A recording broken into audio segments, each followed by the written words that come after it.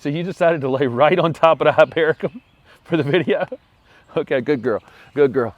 Welcome to HortTube. My name is Jim Putnam. In this video, Holly's going to lay in my newly planted hypericum in front of the loropetalum that's blooming here behind me. And we're going to talk about winter weeds. There's a group of weeds, mostly imported from Europe and other places, that kind of take over the world in the late winter, early spring. These things germinate back in the fall, and then the soil warms up in the spring and they go absolutely bonkers, produce tons and tons of seed. They're not all bad. Most of these things are actually edible, so I know that's what I'm going to hear in this video, is that's not a weed. It's, you could put that on a salad. I'm not going to talk about how to kill them. You go about killing them however you want to. I don't have a lot of them in my cultivated bed spaces because I keep the ground covered well with mulch. It's one of the keys, especially going into winter, to have those things not be able to take over your entire yard. So hopefully you just don't have that many of them and you can just hand pull them or take a hoe or something and get them out before they seed themselves. Although all these things I'm showing you are invasive, they're not all bad. They do bloom at a time of year when the bees are coming back, waking up in the spring, so the early pollinators can take advantage of these weeds. They also are pretty good for erosion control. They're great at in the late winter, early spring, when we typically get lots of rain to keep the ground covered and keep soil from washing away. So that's probably all the benefits I can come up with on these kind of very aggressive late winter weeds. So let's get started taking a look at them. So here's my cultivated landscape with the the mulch down, and there are a few weeds out there, but not a crazy amount. But if I come around this way, I live on a dead-end street, and this fence down here catches all of these weed seeds, and I can identify all of the weeds in one spot for you guys. There's a couple different lamiums that go crazy this time of year. This is a dead nettle right here, and I can go over here and find some henbit. I just saw it earlier. Right here is some henbit. Okay. And what I want you to notice on the henbit, if I can get this to focus well, is that the leaves are kind of roundish on henbit. The flowers are right up there on the top, standing up big and tall, tubular shaped flowers. They're in the mint family, both of these are, and so they have that square stem. So you can identify it by that square stem, that purplish flower up on top, and the henbit has a more roundish leaf on it right there. Both of these are edible. They're invasives from Europe. Don't know how they got here, but again, in that mint family, you're going to have those tubular flowers and the square stems, just like salvia. If I come back up here and show you the dead nettle, what you'll see, the difference on the dead nettle, or some people call this red or purple dead nettle, it had a more purple hue to it a few days ago, but as the flowers start to open, it becomes greener on the top, but you can still see a hint of where it was more purple. But again, the flowers sit big and tall, up on top of it. Great for pollinators. And the leaves are more triangular on dead nettle. So, that's what you'll see on this one. It's just a more triangular leaf shape up on the top of the plant. But again, the flowers sit up big and tall, same square stems as the henbit. So next up is common chickweed, and that's probably a single plant coming across here. It's got a little dead nettle in it, but what you're seeing across the ground right there is chickweed. Chickweed will grow so fast, it'll start to get a little yellow toward the middle. It'll put on so much growth, it has to start giving up leaves in the center of it this time of year. A single chickweed plant can produce tens of thousands of seed. It's just completely ridiculous how fast this thing can just take over. It's edible, it's medicinal, not for me, but apparently it has a lot of different uses. But this time of year, it can just get out of control in any garden. So next up on the list is this Catchweed Bedstraw right here, and it has little hairs along it that allow it to break off and be carried with you, and then the seeds have actually little hooks on them that can be carried off. Apparently this thing is edible. I know it causes some people some irritation when it gets on them, so I don't know. I don't know about eating it. I have no idea, but apparently it is edible. It's another, of course, invasive, and probably perhaps the most irritating of the weeds that I'm showing you, because it persists by locking onto you and being carried around and on dogs and animals and that kind of thing. It's sticky right here in my hand. The hairs on the back of it just cling to my fingers as I'm holding it. So next up is a Poanua, or annual bluegrass.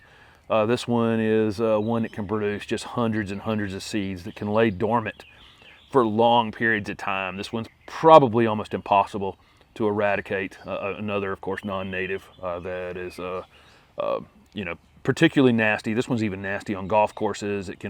It's tolerant of being mowed super low. It'll brown out in the summertime in warm season grasses, so it can take over a spot in warm season grass and then die, and then end up creating a brown patch in that, which of course isn't great for golf courses.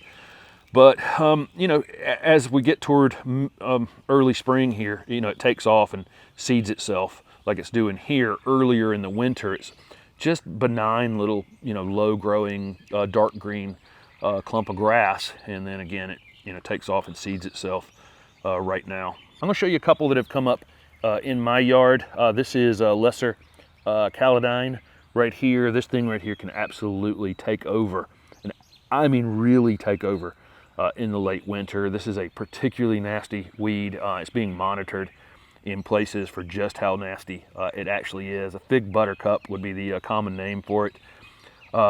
It has a similar flower to marsh marigolds, except for it has more petals. I put this one on my Instagram the last couple of years. I've got a big colony of them around the corner from me that you're seeing a picture of right now. Kind of beautiful on a foggy morning, but the entire field is yellow. This plant right here can displace a lot of our native plants. It goes dormant in the summer. When you try to pull this plant, it's got a little bulblet under the ground. It stays in place and it just comes right back. Really, really hard to control this particular weed, and it's getting worse. Worse in my area every year. Right next to it's actually a native weed that has a taproot, but this is a Carolina geranium, and not a completely unattractive plant, but that one's actually a native that's quite well suited to growing in our gardens, and again, another one that's kind of hard to remove because it has a taproot. So that fig buttercup I showed you over there, that's actually also poisonous to farm animals, which is another issue for it taking over entire fields. This is one more of those Carolina geraniums right here. Funny thing for me in my yard right now is right over here I planted some anemones, and the leaves are very similar on the two of them. So this one's kind of masking itself over here. Another thing I have right now that's actually a weed is I took down a maple this past year, and this maple has, I'm calling it Maple's Revenge right now. The entire yard is covered in seedlings from that maple. That maple was in trouble this last year as it was diseased, and it went crazy producing seeds, and because it's so sunny out here, they're absolutely everywhere. So here's a dandelion. It's not blooming yet. I have seen a few blooming, but it's still a little bit early. It's not considered a winter weed or winter annual weed. It's actually a perennial. It's got a taproot, but this is the time of year it does most of its blooming. They're in the aster family. Beautiful yellow flowers. Plant's edible.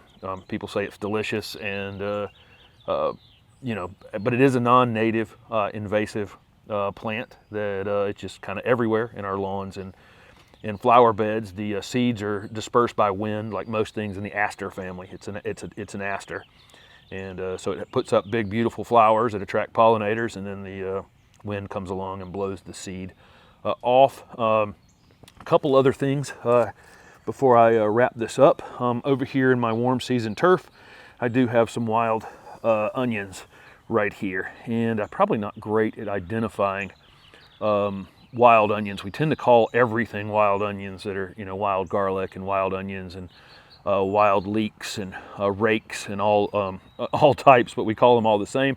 Really hard to remove. They're in that amaryllis family, and amaryllis are bulbs, and so there's a bulb under the ground. As you all know, what an onion is a bulb, and so they're difficult to remove. If I come in here and try to pull these off, they break off, bulb's still under there. I didn't do myself a whole lot of good there. Of course, all parts of that plant are edible, and so again, you know, tops and bottoms. Interestingly, on a lot of these winter weeds, you know, do have medicinal or edible purposes as well. If I come back over here to the edge real quick before I show you the last weed I'm going to show you, you can start to identify some of these things that are in my yard. That's chickweed right there. You can see the poanua right there. Okay, the annual bluegrass. If I come back over here, here's that catchweed that I showed you over there, which, you know, gets carried around pretty easily. But these things, once you know them, they're not hard to identify. So let me show you the last one on my list. The last one I'll show you is this hairy Bittercress. This is another edible non-native weed. It gets these white flower spikes on it. Butterflies actually like this weed. I'll throw it to the side, but sometimes you can see them as little teeny tiny plants like this, where the flower spikes aren't all that tall on them. And then the one I just threw to the side, you know, was quite a bit taller. And then if I come down here past these pansies, here's another plant right here, and I'll pull him out of the ground. This one actually pulls out pretty easily, but that is hairy bittercress. So one weed I didn't find this morning in this yard, and I'm thankful for it, because a little over a year ago when I first moved in here, this whole yard was covered in those common blue violets, which actually are native to the eastern United States, and where it's not really a winter weed because it's a perennial, it does bloom this time of year, same as the dandelions, where dandelion's not necessarily a late winter weed, but it does bloom in the late winter or early spring. It's got those little blue flowers on it, again, native. So I hope this video was helpful in identifying some of these pesky late winter weeds. It's definitely not a complete list. It's just the ones that I happen to have right here around the envelope of my yard. So if there's one that drives you nuts this time of year, you know, list it down below the video. Thank you guys for following along with my videos. Don't forget to subscribe to the channel and hit that little bell notification so you're alerted when I upload a video. Thanks for watching.